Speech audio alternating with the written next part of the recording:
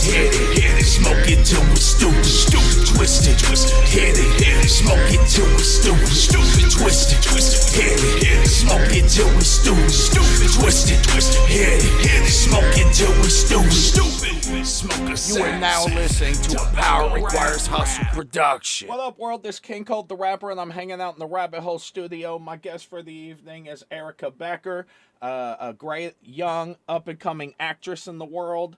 Erica, say hello. Hello, everyone. Sweet. All right, so I'm under the impression you're in New York right now?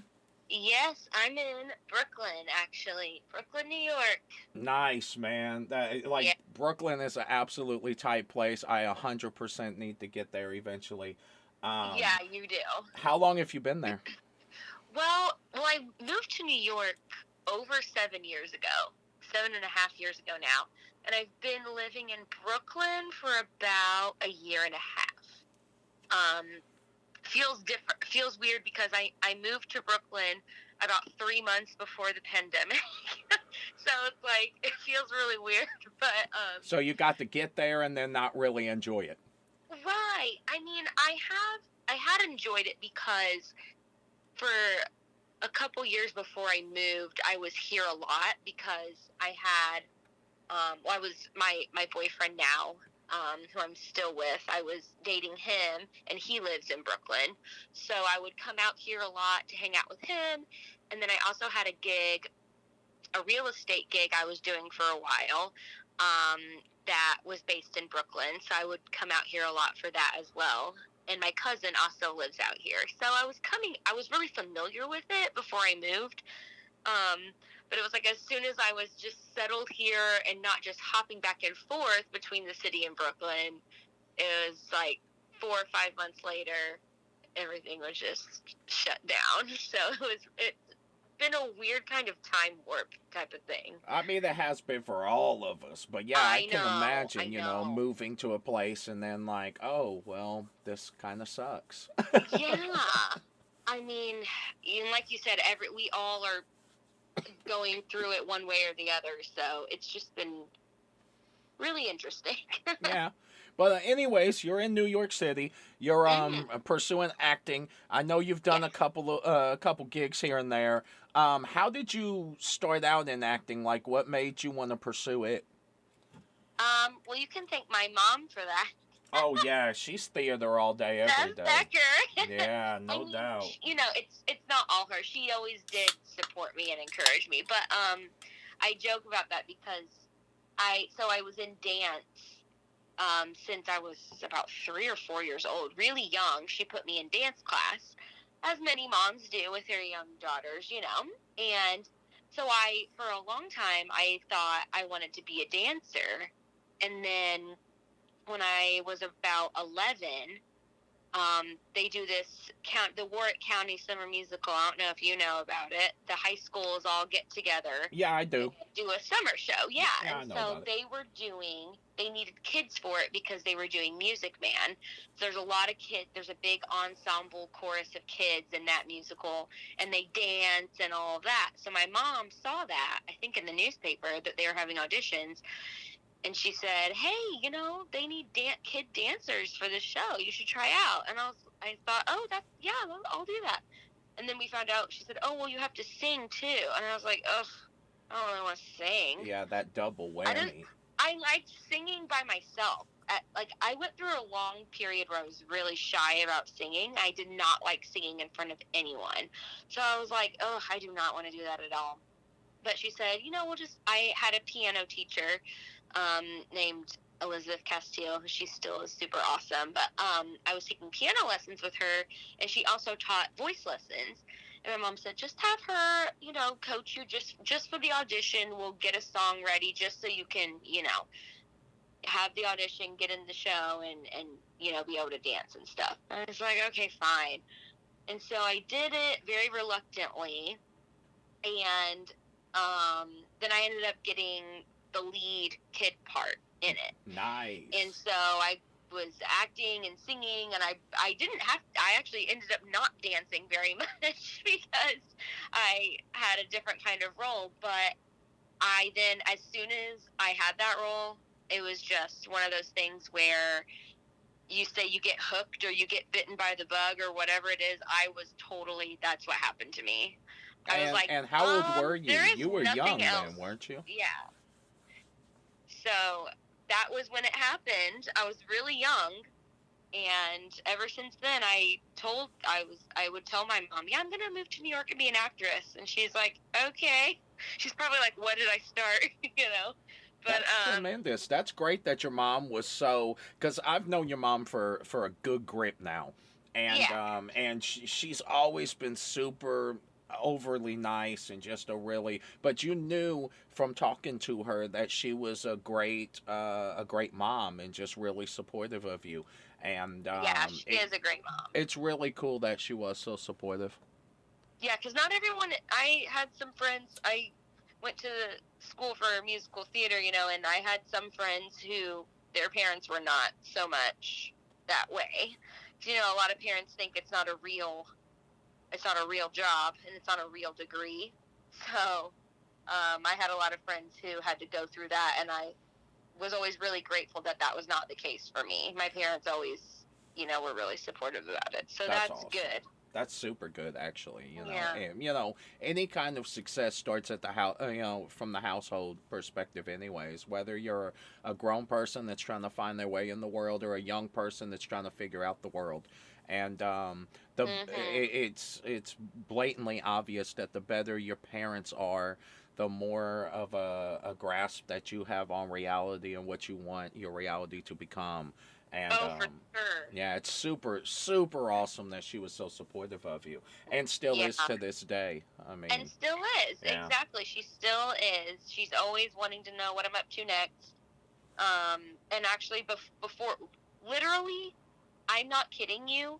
I think it was about 2 weeks before everything was shut down in New York and Broadway was shut down and everything. Through the last week of February, I was in a show, a musical at the Hudson Guild Theater, and my mom and dad came to see it.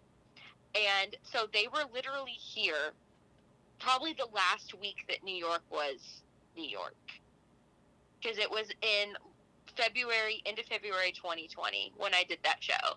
And then it was like as soon as Wow. that closed, it was just like, what is this place? Yeah, man, So I can imagine. but yeah, so they still, they like if I'm doing something live like that, they want to come. And they love New York. I mean, my mom especially. She, goes and sees a show a day, sometimes two, when she comes. She just loves it. Oh, So, she's a Broadway fanatic. oh yeah, oh Yeah, yeah. no So doubt. I'm really glad that she came when she did, because I don't know when it's coming back. So, I mean, if it ever does, it's the scary right. thing. There's My so many rumors going around. I don't even know what to Oh, I believe. mean, the bigger following that you have on social media, the scarier the shit you hear is. Mhm. I mean, I have people that follow me from Singapore, and like Right. they'll just tell you nightmare stories of shit, or you'll be floating through Facebook, and I'll just see all these different things pop up. Like a bunch of my buddies are in Australia. Some of the people on my label, and a bunch of them had to relocate from their houses when Australia was burned to the fucking ground. And Oh my god. yeah, it's just some super crazy shit that you can see other people go through from like a social media perspective, and Yeah. And that's one thing you probably have more of than I do. I mean, my social media is I mean, I have I mean, I don't even really try to get followers. That's the thing. It's more of my personal account. So I don't think I experience that nearly probably as much as you do. But I experience enough, so I can't even imagine the kind of stuff that you hear about oh, it's from outrageous, and all it's over. all in who you follow to, or who follows you. Like Right.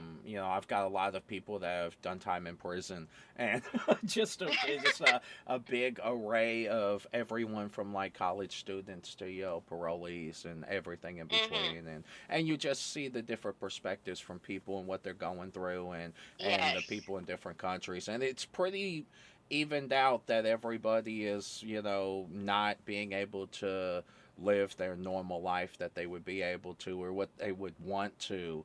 And dude, it's a bummer for a lot of people, you It, know. yeah, I mean, we all know it is a bummer for everybody, and like you said, everyone's going through it.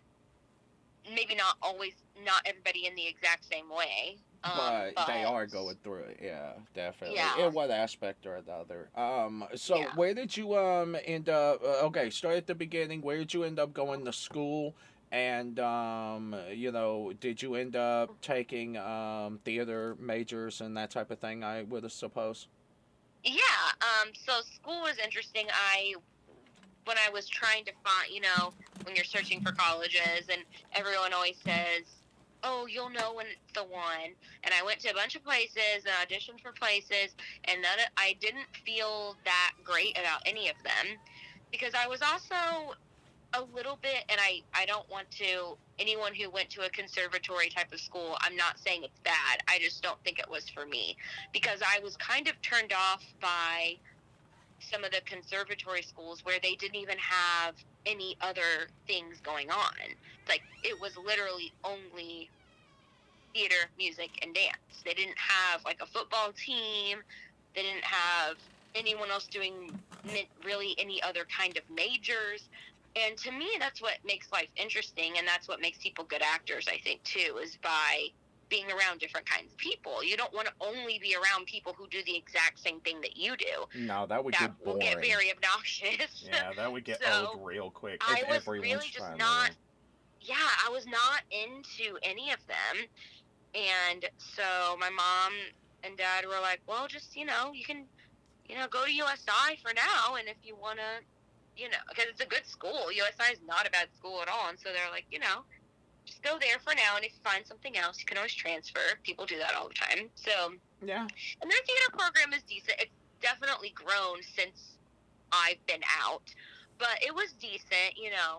Um, so I went there and I got a little art scholarship and everything too, so that was nice. And then the summer after my freshman year, I got an internship at the Lexington Children's Theater as a teaching artist and also an actress in their show. They did Cinderella, and I was the fairy godmother. Oh, And that's cute. so I did that so I lived there all summer, and like it was like a house, with all the other teaching artists and other actors and stuff.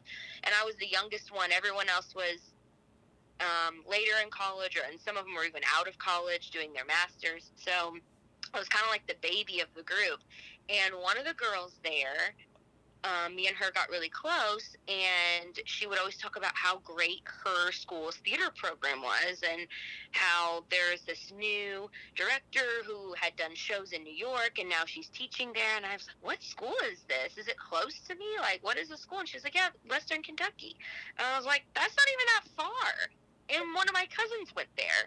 And I was like, I didn't even really know that their theater program was like anything special. And she was like, yeah, I love it so much. And she was really talented. So I was like, you know what, I'm going to look into that. And so that first semester my sophomore year, I went and visited the school, auditioned for one of the musical theater head professors and all that. They thought I'd be a great fit. I liked the school a lot. I liked the people.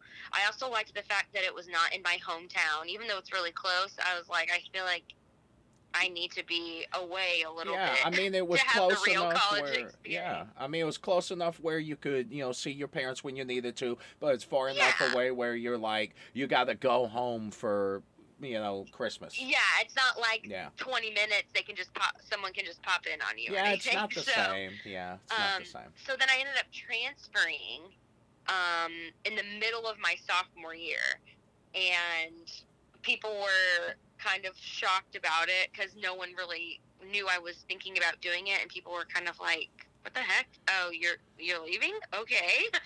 Um, and so I just, you know, popped over and did that. So then I finished out my schooling at Western, and I ended up also adding a film minor because they had a film school too. I think it's probably more developed now than it was then because they didn't have enough where you could major in it, but you could add a minor. Hmm. So I did a film minor, which was really awesome. Well, And I I'm mean, I'm really glad sure I that. did that because Okay, now so I've ended up doing more film in New York than I have theater. see, So, that's what I was going to ask you is, how hmm much of a difference. Well, I mean, with COVID, there's not a whole lot of theater you can even do, you well, know. and that's the thing. I mean, even before COVID, I was already. I mean, I love theater. I always will, but I was already starting to do more film and TV because I've realized that there's more opportunity, there's more work, and that's where the money is. Yeah. I mean, I'm not going to pretend. I'm not like, I don't need to be the most richest, highest paying actor, but you got to make a living. 100%, And yeah. theater is rough. Even if you're a Broadway star, it's not really that great, Nah, the you salary, got to for how much consistently work you work. have to do. Any kind of acting or really any kind of entertainment in general is a grind, and starting out can really just deter most human beings because the people that have made it either were extremely lucky or did whatever they had to. Sometimes Yeah. you slide into a position to hmm where they need you, and then you're in the right place at the right time. Right time. That's usually what it Shit is, happens all the time. All the honestly. time, to I mean, most people, and it is what it is.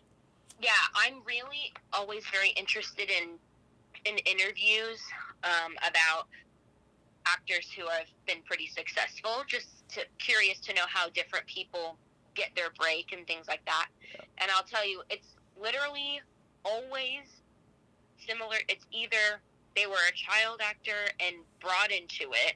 So like from a kid, it's like they already had their foot in the door because Yeah. they did some child thing, or they had family in the business already, and so they were able to kind of get in that way. Yeah. Or they worked their ass off for like people think stars are born like, oh, they came out of nowhere. No, they didn't. They've been doing this for 10 years. You just didn't know because they didn't do anything huge that you may have known about. Yeah, But they've individually been working their relevant. ass off and doing films and spots on TVs and stuff for probably 10 years. They didn't just pop out of nowhere. So that's usually how it is, and how people get there, it's so different, and everyone's path is different, and so it's a crazy business. It really is. Sometimes I wonder why I'm doing it, but then if I think about not doing it, I don't feel like myself. So I mean, so I keep going. we've all been there, Well, like I said, with 2020, it really tested everybody in one aspect or another, and Oh, for being sure. a musician in 2020 was a good and bad thing, because I was able Yeah. to really work in the studio a lot. But dude, the live performance aspect creeps to a halt, Right. and Exactly. I was expecting to do. We ended up doing 2 albums last year, and we weren't able to tour on either of them because I put out one of them in May, and by May everything was just getting Oh, it it was was getting crap. awful, Yeah. Yeah, so like we didn't know what limitations were going to be. Then it turned into restrictions. Then it turned into blatantly shit's closed. So Oh yeah. Oh my cool. gosh. And I Can't think play in front of anyone. You know. yeah, I can't. I felt so bad for my musician friends who had to cancel tours and show dates and things like that, and Everything, yeah. theater friends who had shows. I had friends who had contracts, sent to them already for summer shows and had to be revoked. It was like, sorry, this actually isn't happening. Yeah. So I felt for that. That's really just, that sucks. Yeah. Well, you've been able to you've got a movie under your belt. I know you've done at least one. Can you tell us some of your acting stuff that you've done? Yeah, I've actually had a lot of really cool experiences in New York, with theater, TV stuff, and film stuff. The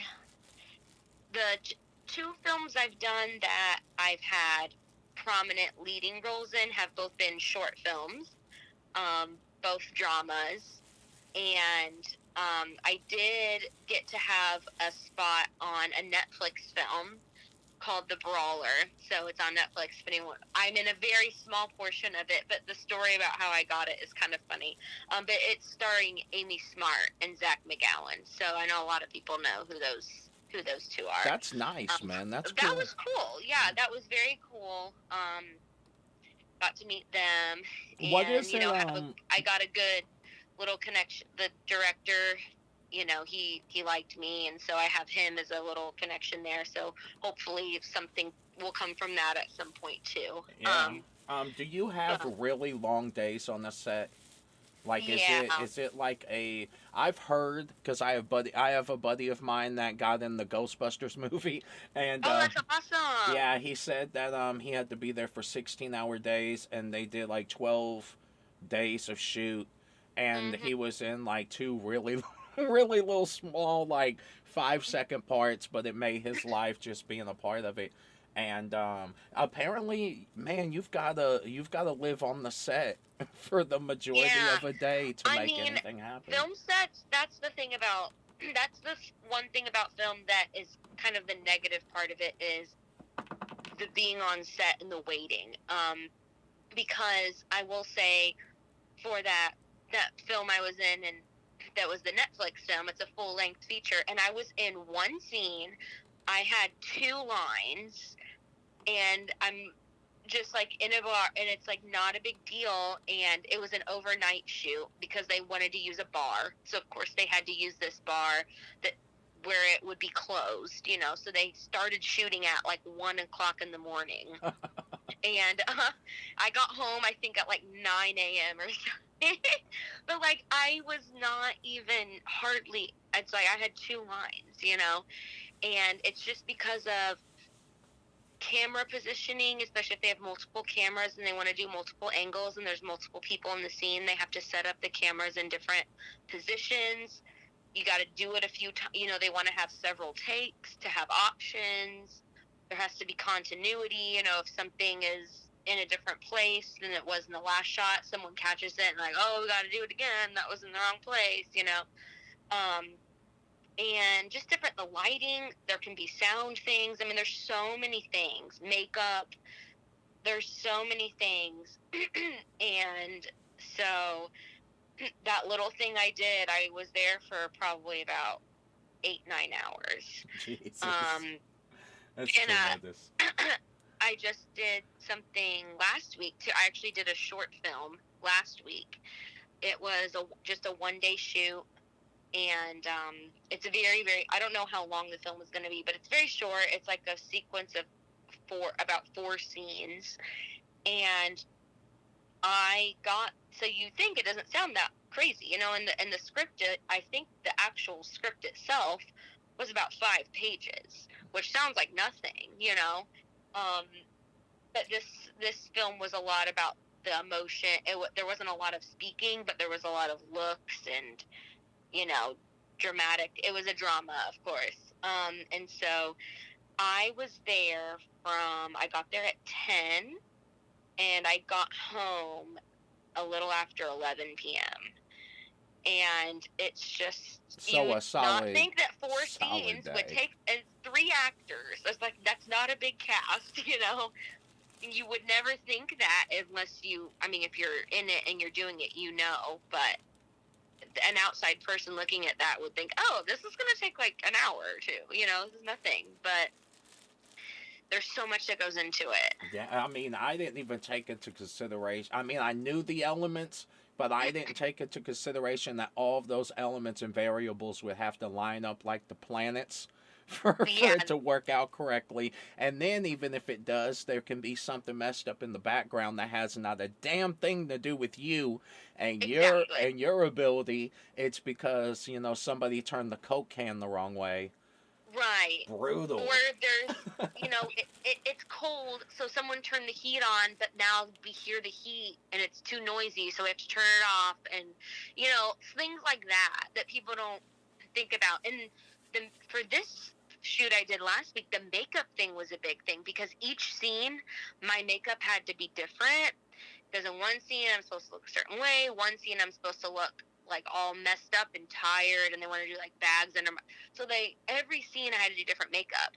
So you imagine like how long just that takes. As soon as we're done with the scene, it's like, okay, gotta go to makeup now, take it all off, put a new face on. Jesus. So even stuff like that, just takes a long time. And plus, I will say too, with COVID now, there's a whole new set of protocols that sets have to follow. And that makes things take even extra long, because obviously the crew has their masks on the whole time. But the actors, clearly when we're on camera, we don't have our masks on. But on this set, as soon as they called cut, even if it was just going to be a 1 minute wait in between till the next take, there was a PA who literally his job was to come up and bring us our masks and a face shield to put on while we waited. That's tremendous. Even if it was just for a minute. Man, well, I mean, look, they don't want anybody getting sick on their watch, because... Yeah, well, and it's part of, like, the rule, like, there was, like, a contract, I mean, you have to do it, like, they could get in big trouble if they didn't, so I understand why, and I'm glad they take it seriously, because I was on a set with all these people who I've never met before. I'm like, I mean, we had to give them a negative COVID test to show that, we were negative, but still... I'm like, I don't know what y'all did last night. 100%, yeah, 100%. You just never know, and when they speak of uncertain times, that's part of it, is you don't know how other people are really taking care of themselves, and that has a whole lot to do with it. So, yeah, I can understand, Yeah, Hollywood, well, I mean, actors in general want to stay alive. Yes, we the do. show, Everyone does. The show literally must go on, so you guys have to be there to create it. Exactly. So you're in New York. You've been working on some stuff. Is there anything you're working on currently now, or anything that you're trying to work towards, or? Well, definitely the goal. Honestly, my goal at the beginning of last year, at the start of 2020, was I wanted to get new representation, which means I wanted to get, whether it's an agent or a manager or both. Some people have both, and it's nice to have both. Because I had a manager a few years ago, and then he had some health issues, and I hadn't found anyone since. So I've been just, everything I've done the last probably 4 years, 3 to 4 years, I've gotten on my own. And so so that was my goal at the beginning of last year, was to really focus on that and not being afraid to just, because you have to, if you want to get representation, you basically have to ask. You can't just sit there and think, oh, they'll just come up, they'll see me in something and think I'm great and offer it to me. That's not how it works. No, not even if you're like amazing, that's just not, you have to seek it out. So I've always been kind of a little timid about it. I wasn't ever really sure how to go about it. So that was my thing last year. And then of course COVID happened, and I was like, well, who's going to want to sign a new actor right now when there's no work, Yeah, I mean, they can't generate any return on that, Yeah, exactly. So, but then I've been talking to people recently, and people are saying, they're starting, since TV and film productions are still kind of happening, they're finding ways to still make these things happen. An agent manager thing is not totally, it's not out of the question to make that a goal again. So that is kind of my goal. In the next week or two, I'm going to be starting to send out email campaigns to targeted agents and managers that I've narrowed down over the last couple weeks, to really, because I've been updating my website. I got new headshots. I updated everything, made everything look really good. My reel is almost done. My boyfriend is doing my reel. He also directs and edits, so he's doing that for me. It'll probably be done tomorrow. So I almost have everything ready. So that's kind of my main thing that I'm looking at now, is to get someone on my team to be getting me in the bigger rooms, because when you're doing your own thing, you can only do so much indie work. You can't really get into these big rooms for network shows without representation. True. Because they don't just put those auditions out. They don't just put those out there on these casting calls that, you know, the websites that all the actors are on. They don't put those out there. They give them to the reps, and then the reps send them their specific people on their roster, and that's how they do that. Which would make sense, yeah. Yeah. So that's kind of my main goal for the next month, is to really be focusing on that. And I'm doing another short film in March, which will be cool too. I like my short films. No, I mean, there's not wrong with that. In short films, a lot of times you're working with a smaller crew, so like you have more screen time. It's more direct. You have more time with the director and the crew. Yeah, you build a relationship. You really do. The crew and cast is usually not quite as big. Yeah. So I do like that about it. Yeah, that makes perfect sense. All right. Well, look, tell all of my peoples listening where they can find you, where they can follow you on the World Wide Web. Well, so my Instagram is great. I'm the most active on that. It's at Erica the Becker. And then my website, which is new and improved, is www.ericabecker.net. And I have my work on there. My website is updated on my acting stuff. My Instagram has my acting stuff and also personal life. So nice. That's very nice. That's very organized. All right. Well, thank you, Erica, for being on the show, man. We really appreciate it. I'll probably thank you for having me. Yeah, I'll probably have you back on for season 3 if you're okay with that. I would love it. Sweet. Hopefully I'll have some more news. Yeah, I definitely want to be updated on everything, and hopefully this COVID mess will clear up and everybody can get back to their regularly scheduled life, but we'll see. I hope so, too. I'm on the same page. All right, well, thank you for being on the show, girlie. I really appreciate you. Thank you. All right, you have a good evening. All right, you too. All right, bye. Right on, world. Another great episode out of the way. We got Erica Becker. Follow her on her Instagram and keep up with her everyday activities. Hopefully, as COVID clears up and everybody can go back to their regular lives, she'll be able to do more things, and we'll keep you guys in the loop with what she's got going on. So special thanks to Erica Becker. Special thanks to Beth Becker for introducing me to her and giving birth to her and bringing her into the world and giving me the opportunity to interview her. She was a great interview. Super talented, really smart human being. Anywho, you can follow me, King Kold, on Twitter at The Real King Kold. You can find me on Instagram at The Real King Kold. You can find me on Spotify, all of my music, Xbox Live, anywhere that you can search, I'm there. You can also find me on Facebook, and make sure you follow our Power Plays Facebook as well. I appreciate everybody for tuning in. It's been a great season so far, and we have much more on the way, baby. Keep tuned. Twist it, hit it, smoke it till we're stupid, twist it, hit it, smoke it till we're stupid, twist it, hit it, smoke it till we're stupid, twist it, hit it, smoke it till we're stupid, smoke a You are now listening to a Power Requires Hustle production.